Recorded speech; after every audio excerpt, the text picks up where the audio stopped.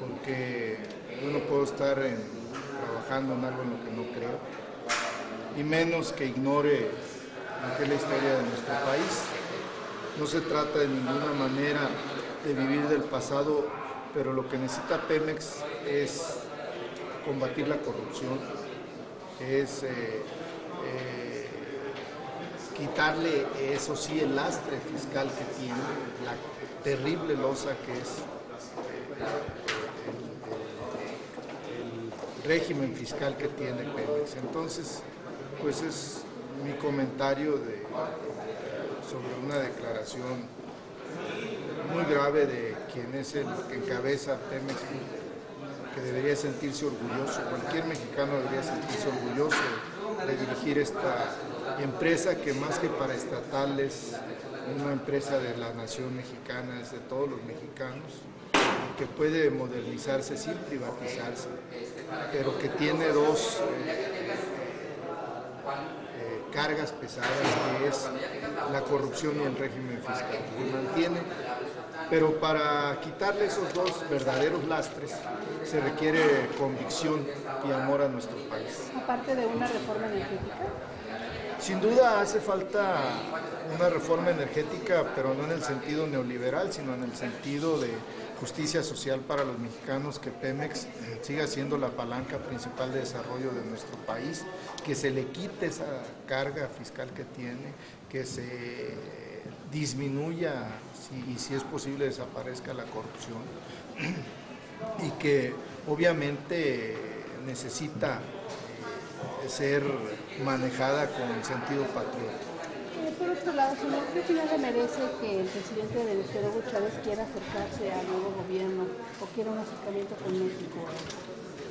Bueno, yo creo que es una decisión soberana de un país extranjero que debe de tomar sus decisiones como le plazca. Solamente le pediríamos que espere a que las autoridades electorales, en este caso el Tribunal Electoral del Poder Judicial de la Federación, resuelva la elección de México, porque conforme a nuestra Constitución y a nuestras leyes electorales, quien califica la elección presidencial es el Tribunal, y hay que esperar. Oiga, senador, parece que hay una resistencia de López Obrador a que se abran estas puertas de honestidad valiente. Él dice que no hay nada que investigar, y PRI y PAN insisten en que esas cuentas se deben transparentar para no generar suspicacias, particularmente de parte de López Obrador. Yo estoy de acuerdo. A mí me parece que Andrés Manuel, cuando defiende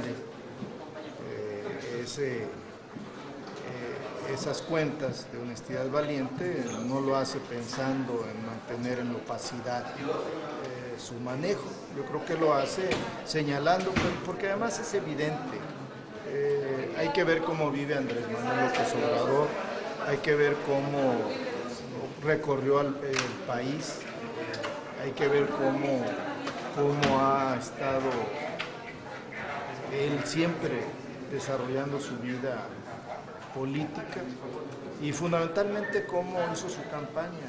Yo creo que son elementos objetivos para ver que Andrés Manuel López Obrador es un hombre íntegro, austero, y que no muchos mexicanos pueden presumir de ellos dedicados a la política. Entonces,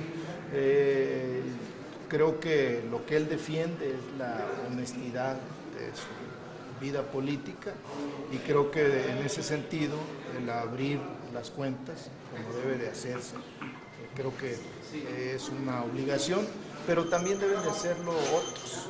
Yo creo que el candidato del PRI también lo debe de hacer, y deben de compararse las formas de vida, las fortunas personales, comparar cómo hicieron sus campañas, todo eso debe de compararse.